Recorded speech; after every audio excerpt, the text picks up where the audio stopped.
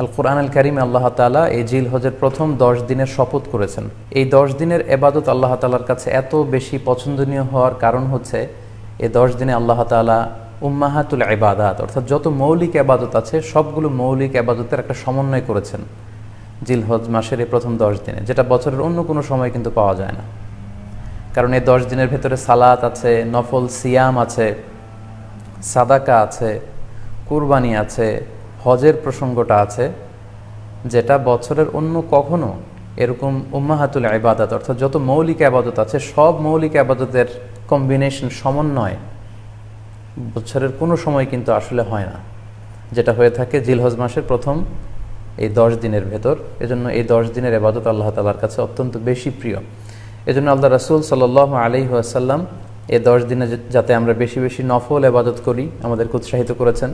পাশাপাশি আমরা যেন বেশি বেশি তাহমিদ, তাহলিল, তাকবীর দিয়ে এই 10টি দিনকে মুখরিত করে রাখি, এজন্য তিনি আমাদেরকে আদেশ করেছেন।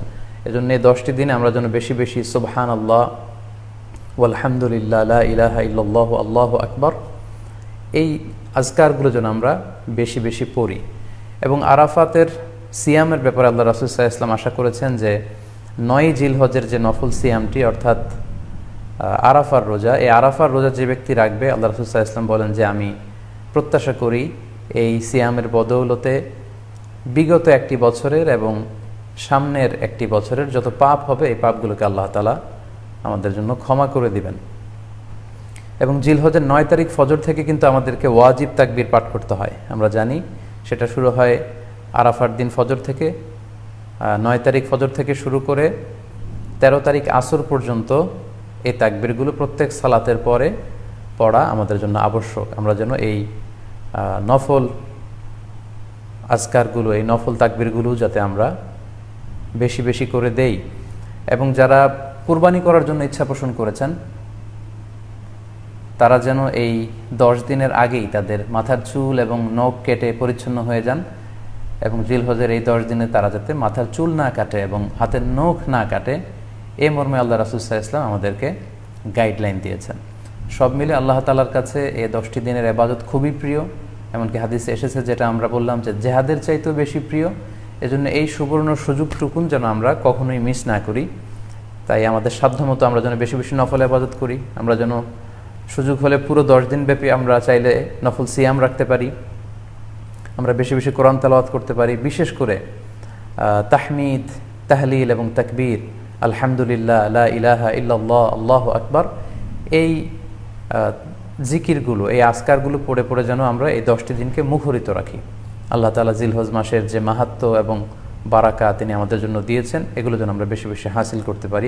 ইব্রাহিম আলাইহিস সালাম আল্লাহ তাআলা সন্তুষ্টির জন্য স্বীয় পুত্র ইসমাঈল আলাইহিস সালামকে কুরবানি করতে চেয়েছিলেন এবং সেই প্রসঙ্গ থেকেই কিন্তু আমরা প্রতি বছর জিলহজের 10 তারিখে কুরবানি করে থাকি। এবং এই দৃশ্যটি আল্লাহ তাআলার কাছে এতই ভালো লেগেছিল, এই আত্মত্যাগের দৃশ্যকে আল্লাহ তাআলা স্মরণীয় করে রাখবার জন্য কিয়ামত পর্যন্ত সব বিশ্বাসীদের জন্য এই জিলহজের একই টাইমে জিলহজের 10 তারিখে কুরবানি করাটাকে আল্লাহ তাআলা আমাদের উপর অবধারিত করে দিয়েছেন। এই বিষয়টি সূরাতুস সাফফাতের 105 নম্বর আয়াতে আল্লাহ তাআলা এভাবে ইরশাদ করছেন, ফালাম্মা বালাগা মাআহু সা'য়া ক্বালা ইয়া বুনাইয়া ইন্নী আরা ফিল মানামি আন্নী আযবাহুক ফানজুর মাযা তারা।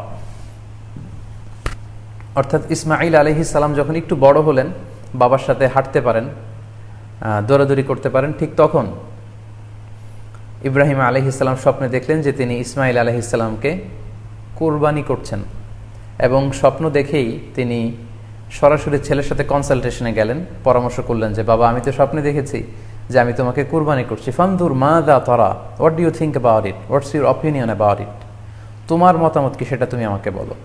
তখন সাইয়েদনা ইসমাঈল আলাইহিস সালাম অত্যন্ত সাহসিকতার সাথে বলিষ্ঠ একটি জবাব দিয়েছিলেন, সেটাও আল্লাহ তাআলা কোরআনে সরাসরি কোট করেছেন। তিনি বলেছিলেন, ক্বালা ইয়া আবাতি ফাআল মা তু'মার সাতাজিদুনি ইনশাআল্লাহু মিনাস সাবিরিন। অর্থাৎ হে আমার সম্মানিত পিতা, আপনি যেমনটি স্বপ্নে দেখেছেন, আল্লাহ তাআলা আপনাকে যেমন আদেশ করেছে আপনি ঠিক তেমনটিই করুন। আপনি ভয় পাবেন না, ইনশাআল্লাহ আপনি আমাকে ধৈর্যশীলদের অন্তর্ভুক্ত পাবেন। একটু কি কল্পনা করা যায় যে সাইয়েদনা ইসমাঈল আলাইহিস সালাম ছোট্ট শিশু, তিনি যখন শুনলেন যে বাবা তাকে কুরবানি করবে, জবাই করবে, তার প্রত্যুত্তরে তিনি বলেছিলেন, বাবা আমি ভয় পাচ্ছি না, আমি আপনাকে নিয়ে চিন্তিত, আপনি ভয় পাবেন না। বরং আপনি যা আদিষ্ট হয়েছেন আপনি তাই করেন। কারণ নবীরা যখন স্বপ্নে কিছু দেখে সেটা সাধারণ মানুষের মতো স্বপ্ন নয়, সেটা ওহী, সেটা আল্লাহর পক্ষ থেকে আদেশ। তো আপনি আমাকে ধৈর্যশীল পাবেন, আপনি ভয় পাবেন না। সাইয়েদনা ইব্রাহিম আলাইহিসসালাম ইসমাঈল আলাইহিসসালামকে কুরবানি করতে শুরু করলেন, জবাই করতে শুরু করলেন। আল্লাহ তাআলার কাছে এই দৃশ্যটি এত ভালো লাগলো, আল্লাহ তাআলা সাইয়েদনা জিবরাইল আলাইহিসসালামকে দিয়ে জান্নাত থেকে একটি বকরি বা মেষ পাঠিয়ে দিলেন। সাইয়েদনা ইসমাঈল আলাইহিসসালামকে ছুরির নিচ থেকে সরিয়ে ফেলা হলো, আর সেখানে ইসমাঈল আলাইহিসসালামের পরিবর্তে একটি জান্নাত থেকে আনা বকরি বা ছাগলকে সেখানে কুরবানি করা হলো। আল্লাহ তাআলা বললেন, কদ সাদ্দাকতা রুইয়া, ইব্রাহিম তুমি তো তোমার স্বপ্নকে সত্যায়ন করেছো, বাস্তবে রূপান্তরিত করেছো, তুমি তো এই কঠিন পরীক্ষায় সফলতার সাথে উত্তীর্ণ হয়েছো। সাইয়েদনা ইব্রাহিম আলাইহিসসালাম পরীক্ষায় উত্তীর্ণ হলেন এবং বাপ বেটার এই দৃশ্যায়নটি আল্লাহ তাআলার কাছে এত ভালো লেগেছে, আরশের উপর থেকে আল্লাহ তাআলা এত পছন্দ করেছেন ওনাদের স্যাক্রিফাইসকে, কুরবানিকে, কিয়ামত পর্যন্ত আমরাও যাতে কুরবানি করি আল্লাহ তাআলা আমাদের জন্য এটাকে অবধারিত করে দিয়েছেন। সম্মানিত শুধু এখানে আমাদের জন্য সবচেয়ে বড় যে শিক্ষণীয় বিষয় সেটি হচ্ছে সাইয়েদনা ইব্রাহিম আলাইহিসসালামের ঔরসে যখন ইসমাঈল আলাইহিসসালাম আসে তখন তাফসীর এসেছে ইব্রাহিম আলাইহিসসালামের বয়স ছিল 86 বছর। Could you imagine that?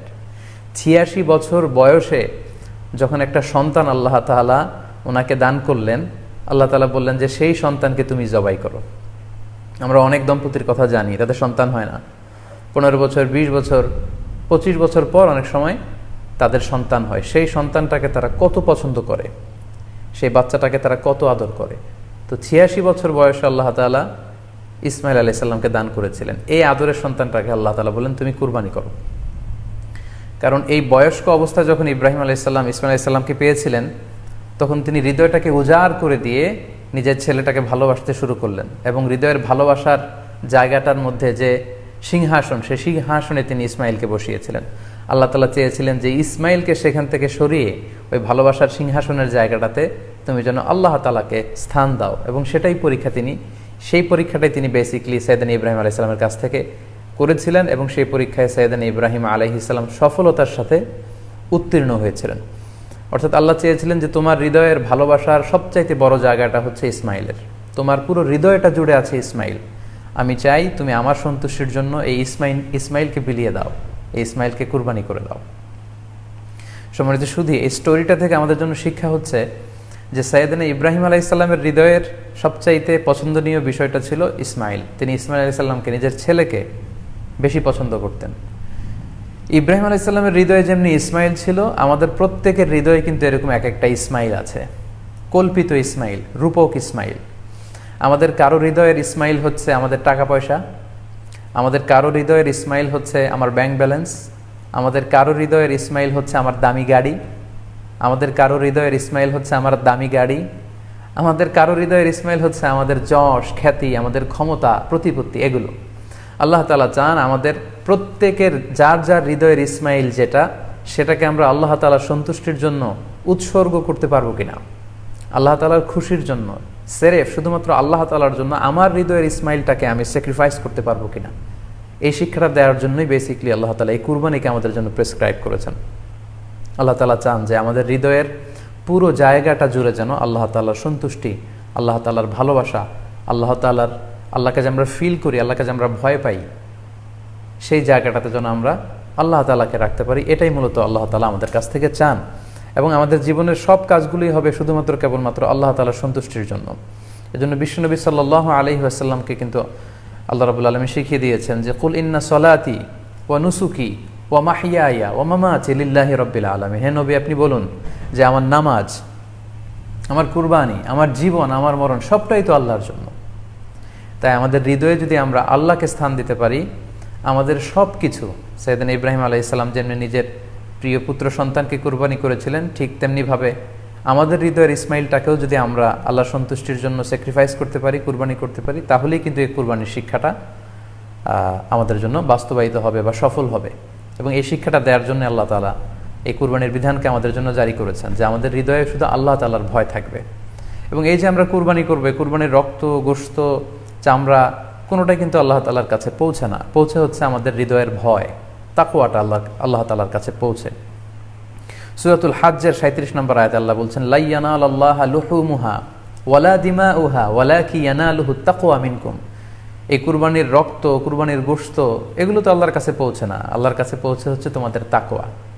আমরা কতটা ইখলাসের সাথে, কতটা আন্তরিকতার সাথে, কতটা আনুগত্যের সাথে আমাদের সম্পদ, আমাদের নিজেদেরকে আমরা আল্লাহর কাছে সোপর্দ করতে পেরেছি, আমরা কতটা আল্লাহর সমর্পিত বান্দা হতে পেরেছি, এটাই হচ্ছে এই কুরবানির শিক্ষা, যেটা সাইয়েদনা ইব্রাহিম আলাইহিস সালাম গোটা বিশ্ববাসীর জন্য নিদর্শন এই ঘটনার মধ্য দিয়ে কিন্তু আমাদের জন্য রেখে গিয়েছেন। তাই আমরা এই কুরবানির মধ্য দিয়ে এটা যেন ফিল করি যে আমাদের সবটুকু আমরা আল্লাহর জন্য বিলিয়ে দিতে প্রস্তুত আছি। ইয়াউমুন নাহারে বা 10 জিলহজে আমরা যে কুরবানি উদযাপন করবো, ঈদুল আজহা উদযাপন করব, এই দিনের সবচাইতে প্রিয় আমল হচ্ছে আল্লাহ তাআলার কাছে পশু জবাই করে, যেটা আমরা বলেছি ইব্রাহিম আলাইহিস সালামের সেই ঘটনার, সেই দৃশ্যায়নের পুনরাবৃত্তি। আল্লাহ তাআলা সেটা দেখতে চান।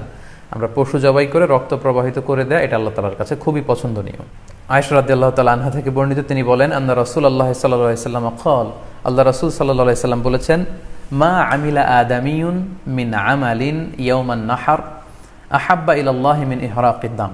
অর্থাৎ ইয়াউমুন নাহারে 10 জিলহজে পশু কুরবানি দিয়ে সে পশুর রক্ত প্রবাহিত করে দেওয়ার চেয়ে শ্রেষ্ঠ কোনো আমল আর আল্লাহর কাছে হতে পারে না। এর চেয়ে কোনো প্রিয় আমল আল্লাহর কাছে নেই। তার মানে কুরবানির দিনে সবচাইতে প্রিয় আমল, আল্লাহর কাছে পছন্দনীয় আমল হচ্ছে কুরবানি করা। তাই আমাদের যাদের সাধ্য আছে আমরা যেন বেশি বেশি কুরবানি করি। সম্মানিত শুধু আমরা জানি যে এই কুরবানিকে আল্লাহ তাআলা আমাদের উপর আবশ্যক করেছেন। কুরবানির হুকুম সম্পর্কে যদি বলি তাহলে বলবো যে এটা ওয়াজিব হানাফি স্কুল অফ থট অনুযায়ী, কিন্তু অন্যান্য মাযহাবে এটাকে সুন্নাতে মুআক্কাদা বলা হয়েছে। মেজরিটি স্কলাররা, জুমহুরুল ফুকাহা, ইমাম শাফিঈ, আহমদ এবং ইমাম মালিকদের মতে, তাদের মতে এটা হচ্ছে সুন্নাতে মুআক্কাদা। কিন্তু হানাফি মাযহাবে এই কুরবানি করা হচ্ছে ওয়াজিব। যেহেতু আমরা আমাদের বাংলাদেশে বেশিরভাগই হচ্ছে হানাফি মাযহাবের অনুসারী, সো এটা কিন্তু আমাদের জন্য অবধারিত। যাদেরকে আল্লাহ তাআলা সম্পদ দিয়েছেন, টাকা পয়সার মালিক বানিয়েছেন, স্বাবলম্বী করেছেন, আমাদের প্রত্যেকের উপর কিন্তু এই কোরবানি করাটা ওয়াজিব। আচ্ছা, আমরা আবহমান কাল থেকে আমাদের প্রিয় মাতৃভূমি বাংলাদেশে হয়তো ছাগল কুরবানি দিয়েছি অথবা গরু কুরবানি দিয়েছি সর্বোচ্চ 7 ভাগে।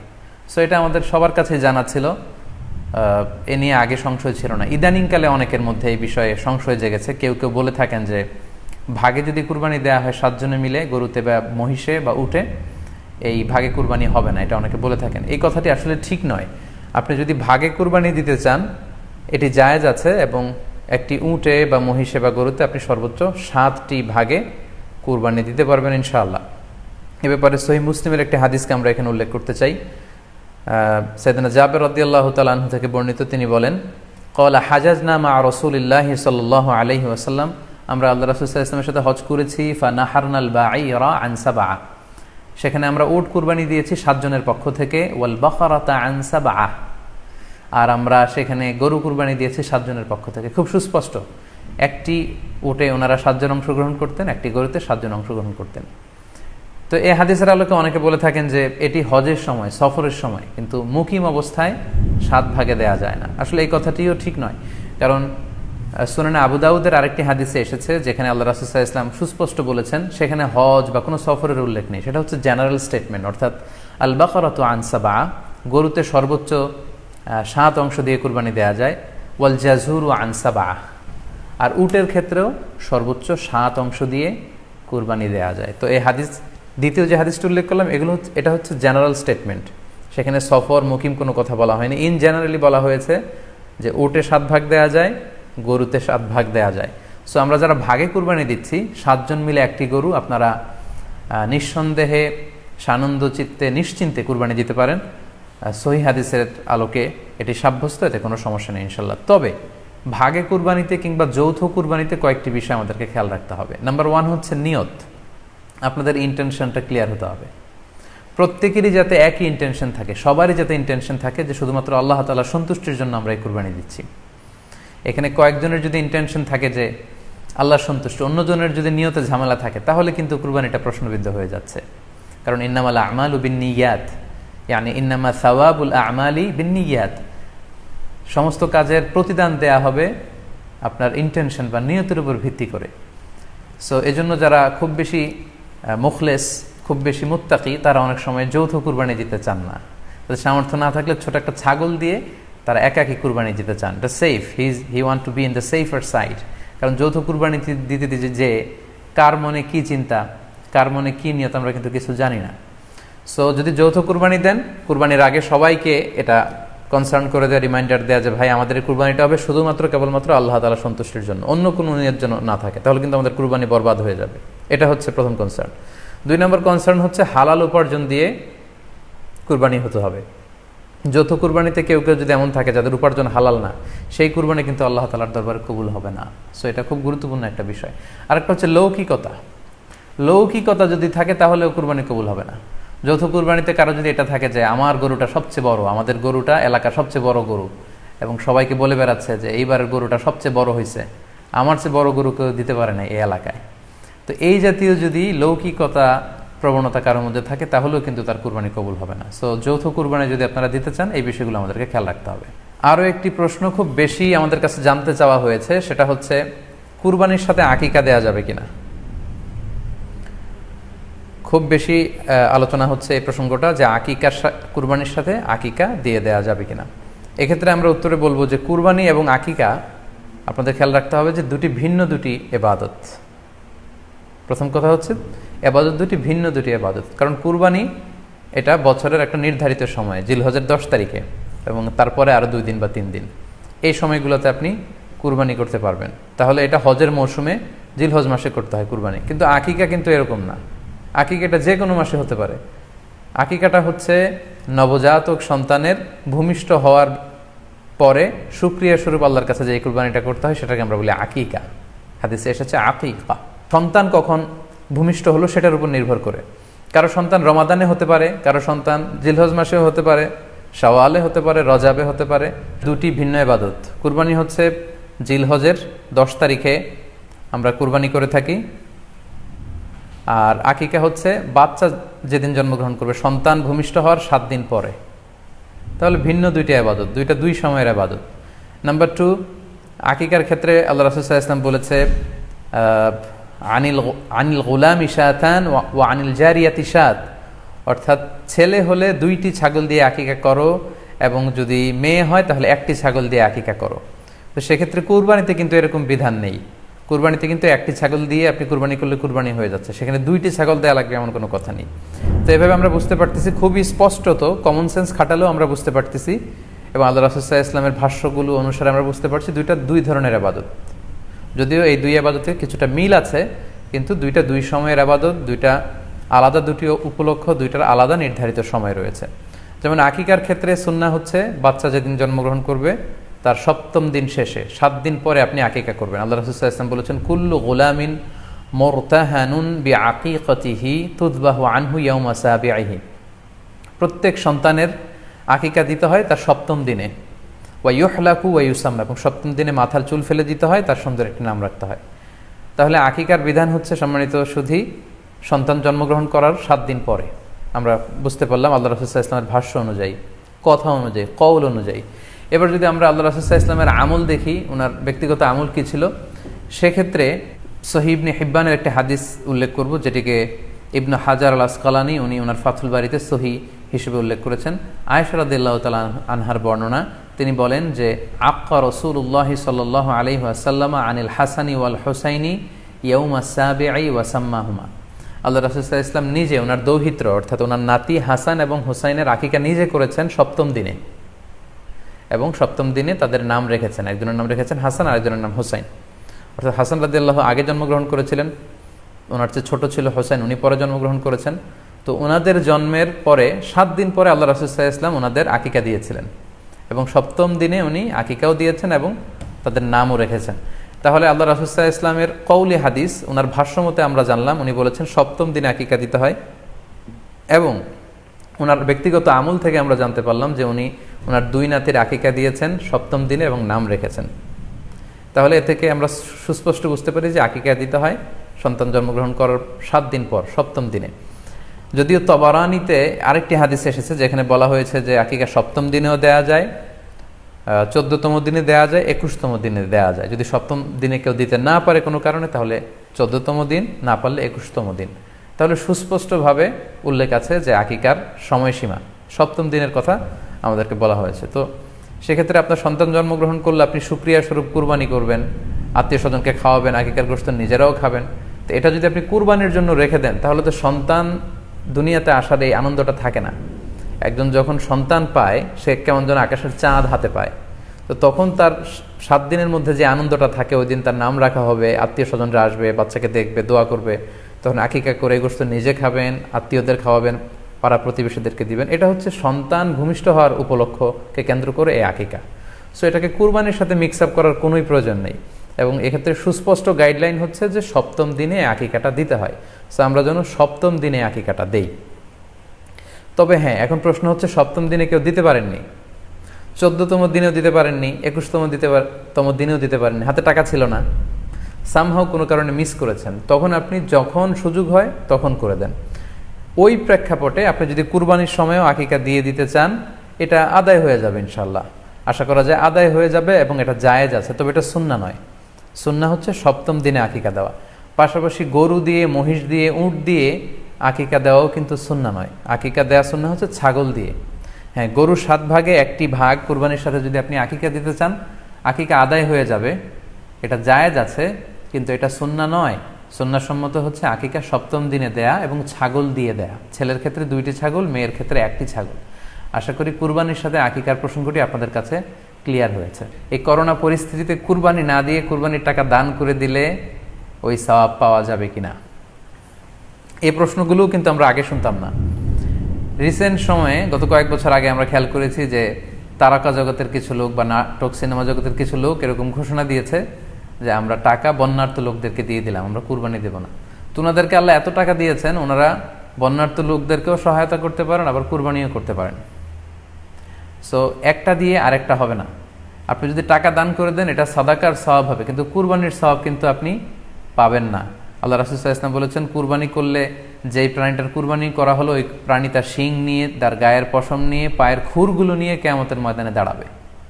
সো এই সওয়াব থেকে কিন্তু আপনি বঞ্চিত হয়ে গেলেন। তাই এ ব্যাপারে সুস্পষ্ট কথা হচ্ছে, আপনি যদি কুরবানির টাকা দান করে দেন, দানের সওয়াব হবে, কিন্তু কুরবানির সওয়াব হবে না, এবং কুরবানির এই ওয়াজিব বিধানটিও কিন্তু আদায় হবে না।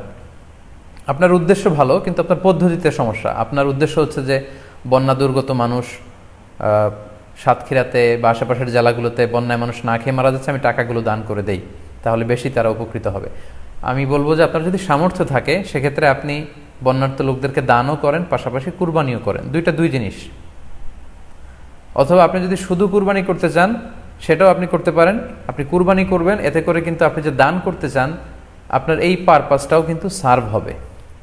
কিন্তু কুরবানির টাকা দান করে দিলে কখনো কুরবানি আদায় হবে না। আপনি যদি কুরবানি করেন, এক্ষেত্রেও কিন্তু দরিদ্র জনগোষ্ঠীর বিশাল স্বার্থ এখানে আছে, কারণ বছরের একটা দীর্ঘ সময় ধরে এই সুবিধাবঞ্চিত মানুষগুলো কিন্তু আমিষের অভাবে তারা ভোগে, পুষ্টিহীনতায় ভোগে। তারা এমনও অনেক ফ্যামিলি আছে, বছরে শুধু এই কুরবানির সময়, এই মৌসুমটাতে তারা কিছু গোশত খেতে পারে। সো তাদের মধ্যে আপনি কুরবানি করে এই গোশত বিতরণ করতে পারেন। সো আমাদের উচিত বেশি বেশি কুরবানি করা, কুরবানি করে এই অভুক্ত মানুষদের ঘরে ঘরে কুরবানির গোশত পৌঁছে দেয়া।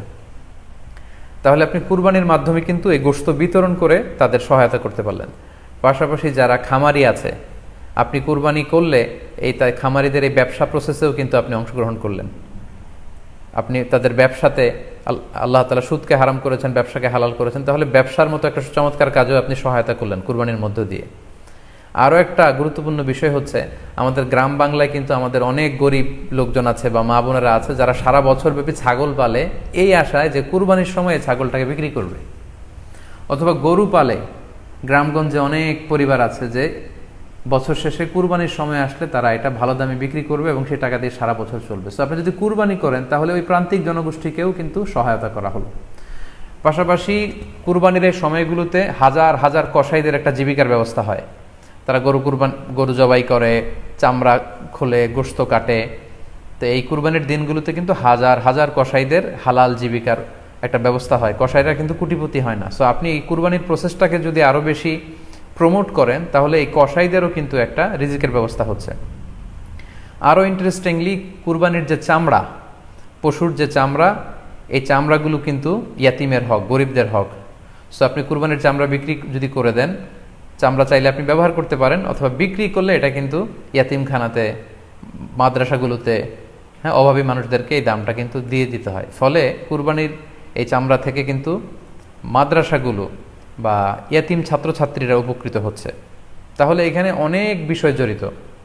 যদিও বর্তমান সময়ে চামড়া শিল্প ধ্বংস করার একটা বিশাল পায়তারা চলছে, চামড়ার দাম পড়ে যাচ্ছে, তো আমরা যদি কুরবানি না দিই আমাদের চামড়া শিল্প হুমকির মুখে পড়বে। এবং এই যে হাজার হাজার মাদ্রাসা এবং এতিমখানা আছে যাদের একটা বড় ইনকামের বা আয়ের উৎস হচ্ছে কুরবানির সময় এই চামড়ার টাকা।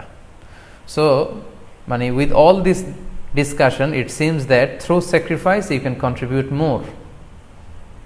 আপনি যদি কুরবানি করেন এবং এটা যদি বেশি বেশি করেন তাহলে আপনি যে চাচ্ছেন অসহায় মানুষদেরকে সহায়তা করতে, এটা আরও বেশি বেশি করা হলো, বেশি বেশি করা হলো। তাদেরকে গোশত বিতরণ করে আপনি সহায়তা করলেন, খামারিদেরকে ব্যবসার ক্ষেত্রে সহযোগিতা করলেন, গ্রামের যে নারীরা ছাগল পাললো গরু পাললো তাদের সহায়তা করলেন, কসাইদের হালাল জীবিকার জন্য সহযোগিতা করলেন, মাদ্রাসার ইয়াতিম ছাত্রদেরকে আপনি সহায়তা করলেন। সো আমি বলবো যে কখনো এই ভুল সিদ্ধান্ত নেবেন না যে কুরবানির টাকা আমি দান করে দেবো। না, আপনি কুরবানি করবেন, এতে আপনার কুরবানির ওয়াজিবও আদায় হবে, গরিবদেরকে সহযোগিতাও করা হবে। সরাসরি হাটে যেতে না চাইলে অনলাইনে গরু ক্রয় করতে পারেন। অল্টারনেটিভ একটা সহজ পদ্ধতি, যারা হাটে যেতে চান না বরং অন্তত এই সংস্থাগুলোর কাছে টাকা পাঠিয়ে তারা যেন তাদের ওয়াজিব কুরবানির বিধানটি পালন করেন, এজন্যই মূলত এই স্ট্যাটাসটি দেওয়া হয়েছিল। আরও একটি সহজ পদ্ধতি আছে, সেটা হচ্ছে যারা শহুরে জীবনযাপন করছেন, শহরে আছেন, তারা চাইলে কিন্তু আপনার গ্রামের আত্মীয় স্বজনদের কাছে আপনার টাকা পাঠিয়ে দিয়ে কুরবানি আদায় করতে পারেন। টাকা পাঠিয়ে দিলে তারা আপনার পক্ষ থেকে ছাগল বা গরু কিনে কুরবানি করে তারা গোশত খেয়ে উপকৃত হলো, আশেপাশের গরিব আত্মীয় স্বজনদের মধ্যে বিতরণ করে এই কুরবানির প্রক্রিয়াটা আদায় হলো। এটাও খুব সহজে কিন্তু করা যেতে পারে। আর কুরবানির ক্ষেত্রে প্রতিনিধিত্ব জায়েজ আছে, অন বিহাফ অফ ইউ অন্য কেউ আপনার পক্ষ থেকে কুরবানি করতে পারবে, আপনি টাকা দিয়ে দিলেই হলো। আর যারা হাটে যে নিজে দেখে শুনে গরু ছাগল কিনে এনে নিজে কুরবানি করে সব ব্যবস্থাপনা করতে পারবেন, আয়োজন করতে পারবেন, সেটা সবচাইতে ভালো। সেটা তো নূরুন আলা নূর, এটা নিয়ে কোনো কথা নেই। জি, অন্যান্য জিনিস আপনি যেমনি অনলাইনে ক্রয় করেন সেগুলো যেমনি জায়েজ, অনুরূপভাবে অনলাইনে কুরবানির পশুও ক্রয় করা জায়েজ। বিভিন্ন ডেইরি ফার্ম আছে, অ্যাগ্রো ফার্ম আছে এবং বিভিন্ন গরু ছাগলের খামার আছে। তারা কিন্তু আমি দেখলাম যে গরুর অ্যাড দিচ্ছে, গরুর ভিডিও সেখানে আপলোড করে দিচ্ছে, সেখানে তাদের ক্লায়েন্টরা সেটা দেখে তারা গরু ক্রয় করছে। যে এটা জায়েজ আছে ইনশাল্লাহ। আপনারা যদি স্বাস্থ্য ঝুঁকির কারণে গরুর হাটকে অ্যাভয়েড করতে চান, ওখানে যেতে না চান, আপনারা চাইলে অনলাইনে পশু ক্রয় করতে পারবেন। তবে সেক্ষেত্রে দুটি জিনিস আপনাকে নিশ্চিত হতে হবে, দুইটা জিনিস আপনাকে অনলাইনে পশু ক্রয় করার ক্ষেত্রে নিশ্চিত হতে হবে। প্রথম বিষয় হচ্ছে পশুটা দৈহিকভাবে ত্রুটিমুক্ত কিনা, এটা নিশ্চিত হতে হবে। অর্থাৎ পশুর বিস্তারিত অঙ্গ প্রত্যঙ্গের বর্ণনা আপনার জানা থাকা চাই। পশুটা সুস্থ আছে কিনা, বাহ্যিকভাবে সমস্ত ত্রুটিমুক্ত কিনা, এটা জানতে হবে। 2 নম্বর হচ্ছে পশুর বয়স সম্পর্কে আপনার জানতে হবে, কারণ যে কোনো বয়সের পশু দিয়ে কুরবানি করা যায় না, এটার একটা নির্ধারিত বয়স সীমা দেওয়া আছে শরিয়াতে, সেটা আপনাকে মেনটেন করতে হবে। প্রথম হচ্ছে সালিমাতুল আয়ুব, সালিমাতুন মিনাল আয়ুবি যাহিরা, বাহ্যিক ত্রুটিমুক্ত হওয়া। যে কোনো পশু দিয়ে কিন্তু, অসুস্থ পশু দিয়ে কুরবানি করলে কিন্তু কুরবানি হবে না। এক্ষেত্রে আমরা সুনানে নাসাইর একটি হাদিস উল্লেখ করব। হাদিসটি সহিহ, বারা ইবনে আযিব রাদিয়াল্লাহু তাআলা আনহু বর্ণনা করেছেন। আল্লাহ রাসূল সাল্লাল্লাহু আলাইহি ওয়াসাল্লাম বলেছেন, লা ইয়াজুজু মিনাদ দাহায়া আল আওরাউল বাইয়িনু আওরুহা, এমন পশু দিয়ে কুরবানি হবে না যে এই পশুটা সুস্পষ্টভাবে অন্ধ, অন্ধ কানা কোনো পশু দিয়ে কুরবানি হবে না। ওয়াল আরজাউল বাইয়িনু আরাজুহা, খোড়া, কুরবানি যেখানে করা হবে ওই জায়গা পর্যন্ত হেঁটে যেতে পারছে না, মাঠ থেকে বাড়িতে আনা যাচ্ছে না, এরকম খোড়া প্রাণী দিয়ে কুরবানি করা যাবে না। ওয়াল মারিদাতুল বাইয়িনু মারাদুহা, খুব বেশি অসুস্থ, খুবই দুর্বল অসুস্থ প্রাণী দিয়ে কুরবানি করা যাবে না। ওয়াল আজফা উল্লাতি লা তুনকি, এবং এমন বয়স্ক বৃদ্ধ প্রাণী যে অতি বয়সের ভারে এটা নুজ্জ হয়ে গিয়েছে এবং এর হাড্ডির ভেতরে যে মজ্জা শুকিয়ে গিয়েছে, এরকম প্রাণী দিয়েও কিন্তু কুরবানি করা যাবে না। তাহলে সুনানে নাসাইয়ের এই সহিহ হাদিসটির মধ্য দিয়ে আমরা বুঝতে পারলাম যে অন্ধ প্রাণী দিয়ে কুরবানি করা যায় না, খোড়া প্রাণী দিয়ে করা যায় না, খুবই দুর্বল প্রাণী দিয়ে এবং খুব বয়স হয়েছে এরকম প্রাণী দিয়ে কিন্তু কুরবানি করা যাবে না। তারপর আমরা সুনানে তিরমিজির আরেকটি হাদিস এখানে উল্লেখ করব। এই হাদিসটিও হাসান পর্যায়ের হাদিস। বর্ণনাকারী হচ্ছেন আলী রাদিয়াল্লাহু তাআলা আনহু। তিনি বলেন, নাহা রাসূলুল্লাহ সাল্লাল্লাহু আলাইহি সাল্লাম আইয়ুদহা বিআ'যাবিল করনি ওয়াল উযুন, অর্থাৎ আল্লাহ রাসূল সাল্লাল্লাহু আলাইহি ওয়াসাল্লাম শিং ভাঙা এবং কান কাটা এরকম প্রাণী দিয়ে কুরবানি করতে নিষেধ করেছেন। অর্থাৎ ব্রোকেন হর্নস অ্যান্ড ইয়ার্স, কোনো পশুর যদি শিং দুটো ভাঙা থাকে অথবা কান কাটা থাকে এরকম প্রাণী দিয়ে কুরবানি করলে কুরবানি আদায় হবে না। পশুর কানের ব্যাপারে আরও সুস্পষ্ট হাদিস এসেছে সুনানে তিরমিজিতে, এটিও হাসান পর্যায়ের হাদিস। বর্ণনাকারী সাইয়েদনা আলী রাদিয়াল্লাহু তাআলা আনহু, তিনি বলেন যে নাহা রাসূলুল্লাহি সাল্লাল্লাহু আলাইহি ওয়াসাল্লামা আইয়ুদহা বিমুকাবালাহ আও মুদাবারাহ আও শারকা আও খারকা আও জাদাআ। অর্থাৎ আল্লাহ রাসূল সাল্লাল্লাহু আলাইহি ওয়াসাল্লাম মুকাবালা মানে এমন প্রাণী যে প্রাণীর কানের সামনের অংশ কাটা, এরকম প্রাণী দিয়ে কুরবানি করা যাবে না। আও মুদাবারা এমন প্রাণী যে প্রাণীর কানের পেছনের অংশ কাটা, সেটা দিয়ে কুরবানি করা যাবে না। আও শারকা অথবা কানের মাঝখানে কাটা, দুই দিক ঝুলে আছে, করা যাবে না। আও খারকা অথবা কানের ভেতরে ছিদ্র, পশুর কানে যদি ছিদ্র থাকে, কেটে যে ছিদ্র হয়ে গিয়েছে, ড্রিলড হয়ে গিয়েছে, সেই প্রাণী দিয়ে কুরবানি করা যাবে না। আও জাদাআ অথবা নাক কাটা, এরকম প্রাণী দিয়ে কুরবানি করা যাবে না। তাহলে আল্লাহ রাসূল সাল্লাল্লাহু আলাইহি ওয়াসাল্লামের ভাষ্যমতে এই প্রাণীগুলো দিয়ে কুরবানি করা যাবে না। ফলে আপনি অনলাইনে যদি পশু ক্রয় করতে চান, আপনার যে পশুটা ক্রয় করবেন এটা বাহ্যিকভাবে সুস্থ আছে কিনা, অঙ্গ প্রত্যঙ্গের বিস্তারিত বর্ণনা ভিডিওতে আপনাকে ক্রস চেক করে এবং বাড়িতে আনার পরে সেটাকে দেখে এই পারচেজটা আপনাকে নিশ্চিত করতে হবে। 2 নাম্বার খেয়াল রাখবার বিষয় হচ্ছে পশুর বয়স। কুরবানির পশুর একটা নির্ধারিত বয়স সীমা আছে।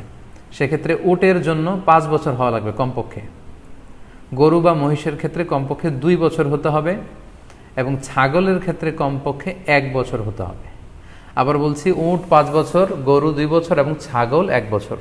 তবে মেষ বা ভেড়া, দুম্বা এগুলো যদি 6 মাসের হয়, দেখতে যদি মোটা সোটা হয়, 1 বছরের মতো মনে হয়, তাহলে সেগুলো দিয়েও কুরবানি করা যাবে। সেক্ষেত্রে পশুর যে দাঁত আছে, নিচের পাটের যে পশুর দাঁত, এই দাঁতগুলোর পাশে 2টা ধারালো দাঁত থাকে, এগুলো উঠেছে কিনা এগুলো দেখে দেখে আপনারা পশুর বয়সকে নির্ণয় করতে পারবেন। তাহলে অনলাইনে ক্রয়ের ক্ষেত্রে আমাদের উত্তর হচ্ছে যে অনলাইনে আপনি পশু ক্রয় করতে পারবেন। সেক্ষেত্রে আপনাকে 2টি বিষয়ে খুব খেয়াল রাখতে হবে। এক হচ্ছে পশুর অঙ্গ প্রত্যঙ্গ ঠিক আছে কিনা, বাহ্যিকভাবে সব ধরনের ত্রুটিমুক্ত কিনা। 2 নম্বর হচ্ছে পশুর বয়স।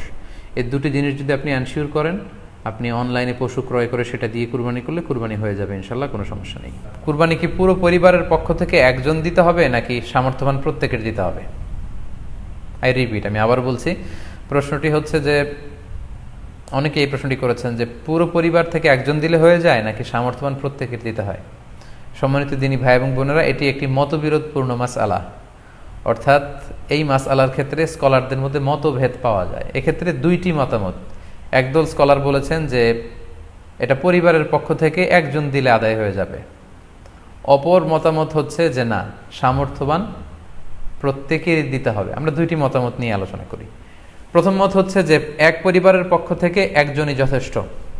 এই মতামতটিও দলিলের দিক থেকে বেশ শক্তিশালী। সেক্ষেত্রে আমরা মেহনাফ ইবনে সুলাইম রাদিয়াল্লাহু তাআলা আনহুর বর্ণিত একটি হাদিস সুনানে আবু দাউদে এসেছে। হাদিসটি হাসান পর্যায়ের হাদিস। তিনি বলছেন, ওয়া নাহনু উকুফুন মা রাসূলিল্লাহ বিআরাফাতিন, আমরা রাসূল সাল্লাল্লাহু আলাইহি ওয়াসাল্লামের সাথে 9 জিলহজ আরাফার ময়দানে ছিলাম। ক্বালা, তখন আল্লাহ রাসূল সাল্লাল্লাহু আলাইহি ওয়াসাল্লাম আমাদেরকে বলেছেন, ইয়া আইয়ুহান নাস, হে মানব সকল, ইন্না আলা কুল্লি আহলি বাইতিন ফি কুল্লি আমিন উদহিয়া, অর্থাৎ প্রত্যেকটি, আল্লাহ রাসূল সাল্লাল্লাহু আলাইহি ওয়াসাল্লাম বলেছেন, প্রত্যেকটি ফ্যামিলির জন্য প্রতি বছর একটি কুরবানি ওয়াজিব হয়। আমি আবার বলছি, প্রত্যেক ফ্যামিলির জন্য প্রতি বছর কুরবানি দিতে হয় কয়টি? একটি। তাহলে কুরবানি পরিবারের পক্ষ থেকে একটি দিলেই আদায় হয়ে যাবে। সুনানি তিরমিজির আরও একটি হাদিস আমরা এখানে উল্লেখ করতে পারি। এই হাদিসটিও সহিহ। সাইয়েদনা আতা ইবনে ইয়াসার রাদিয়াল্লাহু তাআলা আনহু, উনি আবু আইয়ুব আল আনসারী রাদিয়াল্লাহু তাআলা আনহুকে জিজ্ঞেস করেছিলেন যে কাইফা কানাতিল উদহিয়া ফি আহদি রাসূলিল্লাহ, হে আল্লাহর নবীর সাহাবী, আল্লাহ রাসূল সাল্লাল্লাহু আলাইহি ওয়াসাল্লামের জামানাতে কুরবানি কেমন হতো, কিভাবে তারা কুরবানি দিতেন? তো আবু আইয়ুব আল আনসারী রাদিয়াল্লাহু তাআলা আনহু উনি বলেছেন, কানা রাজুলু ইউদাহি বিশাতি আনহু ওয়া আন আহলিহি, আল্লাহ রাসূল সাল্লাল্লাহু আলাইহি ওয়াসাল্লামের সময়কালে লোকজন একটি ছাগল কুরবানি দিত তার পক্ষ থেকে এবং তার ফ্যামিলির পক্ষ থেকে। আনহু ওয়া আন আহলিহি, তার নিজের পক্ষ থেকে এবং ফ্যামিলির পক্ষ থেকে। অর্থাৎ এই হাদিসগুলোর আলোকে বোঝা যায় যে পুরো পরিবারের পক্ষ থেকে একজন কুরবানি দিয়ে দিলেই আদায় হয়ে যাবে। স্বামীও চাকরি করেন, স্ত্রীও চাকরি করেন, স্বামীরও টাকা আছে, স্ত্রীর টাকা আছে, দুইজনের আলাদা করে দিতে হবে না।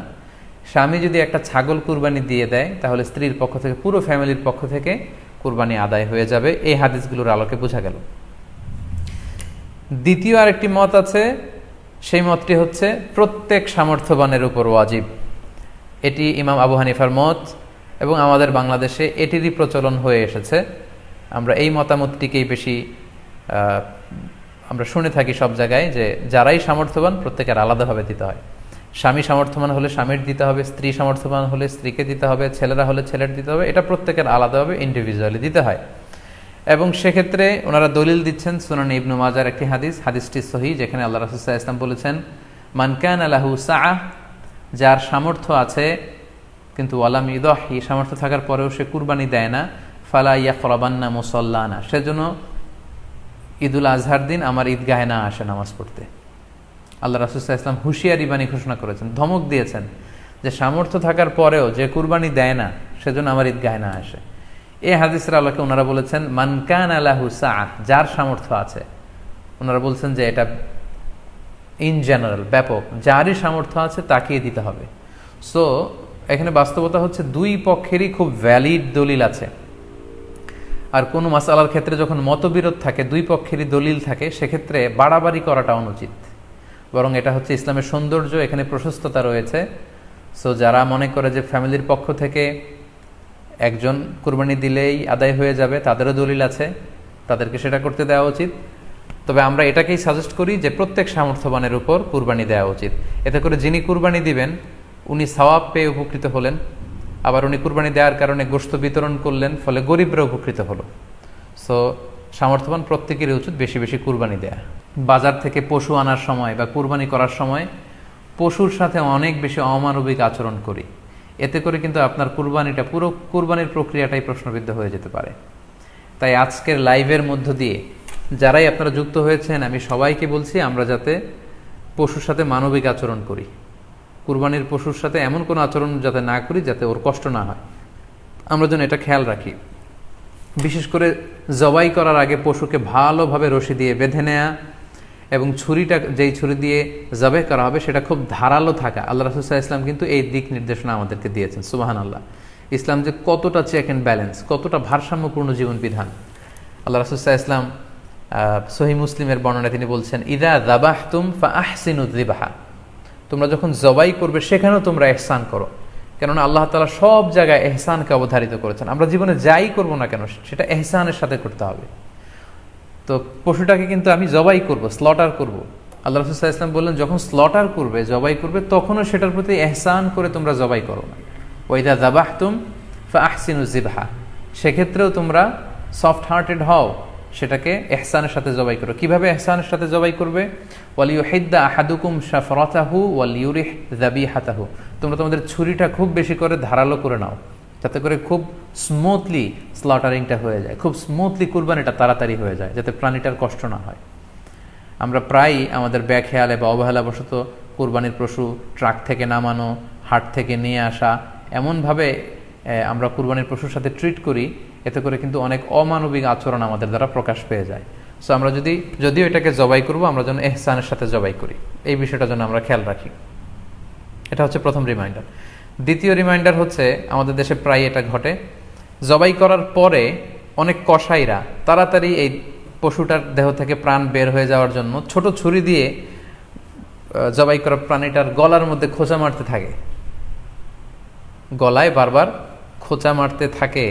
এটা কিন্তু ঠিক না। স্পাইনাল কর্ডে যদি আপনি জবাই করার পরে বারবার খোঁচা মারেন, তাহলে কিন্তু এই প্রাণীটার অপমৃত্যু হতে পারে, অর্থাৎ এটা স্বাভাবিক কোনো মৃত্যু নয়। স্বাভাবিক মৃত্যু হচ্ছে জবাই করে দেয়া, এবং ইসলাম এটাকে আমাদের জন্য বৈধ করেছেন। আমরা জানি যে পাশ্চাত্যে গরুর মাথায় বুলেট মারা হয়, অথবা ইলেকট্রিক্যাল শক দিয়ে ওটাকে হত্যা করা হয়, অথবা ভারী কোনো লোহার হাতুড়ি দিয়ে গরুর মাথায় আঘাত করে সেটাকে মারা হয়। কিন্তু ইসলাম এগুলোকে নিষেধ করেছে। ইসলামের বিধান হচ্ছে স্লটারিং করা, আপনি জবাই করে দিবেন।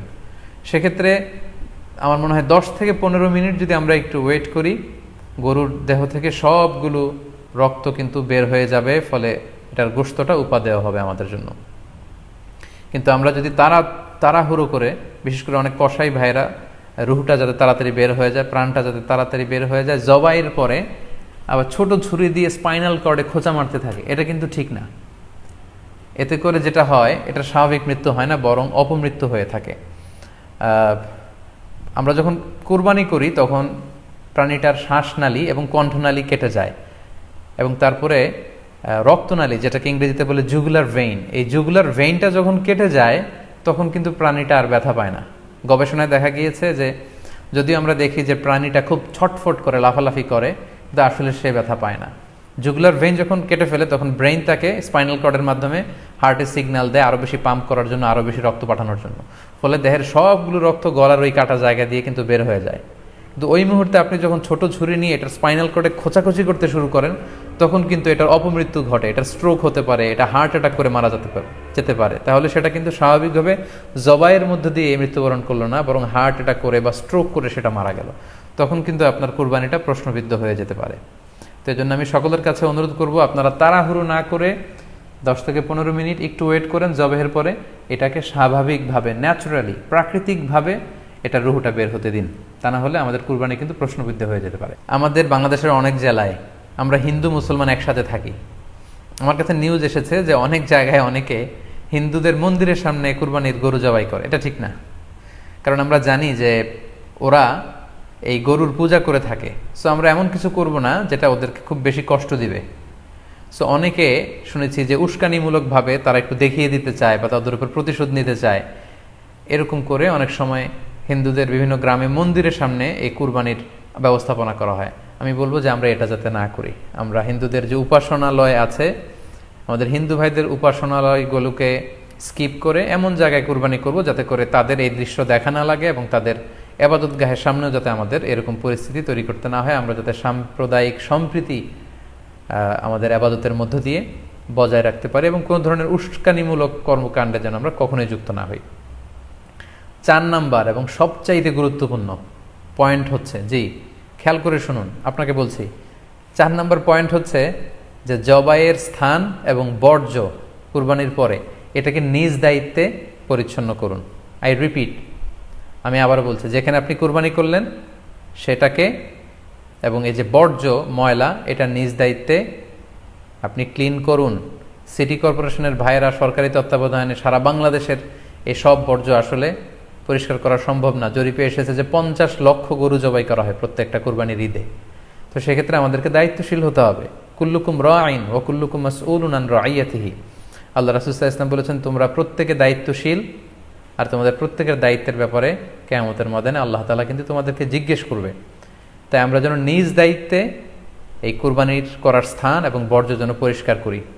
ব্লিচিং পাউডার দিয়ে বেশি করে পানি মেরে আমরা যেন পরিষ্কার পরিচ্ছন্ন রাখি, কারণ আত-তুহুরু শাতরুল ঈমান, পরিষ্কার পরিচ্ছন্নতা এটা হচ্ছে ঈমানের অঙ্গ। এই বিষয়টা যেন আমরা খুব গুরুত্বের সাথে নেই এবং নিজ নিজ কুরবানি আমরা যেখানে দিলাম সেই জায়গাটা যেন আমরা পরিষ্কার করি। বিশেষ করে বিভিন্ন সংস্থা যারা অনেক অনেক কুরবানি করবেন, ভলান্টিয়ারিলি বিভিন্ন কুরবানি করে কুরবানির গোশত বিতরণ করবেন, আপনারা এরকম ভলান্টিয়ারিলি ক্লিনলিনেস ক্যাম্পেইন করতে হবে যাতে কোনো ধরনের রক্ত, ময়লা, বর্জ্য, আবর্জনা না থাকে। অনেকে জিজ্ঞেস করেন যে ফ্রিজে রাখা যাবে কিনা। জি, কুরবানির গোশত ফ্রিজে রাখা যাবে।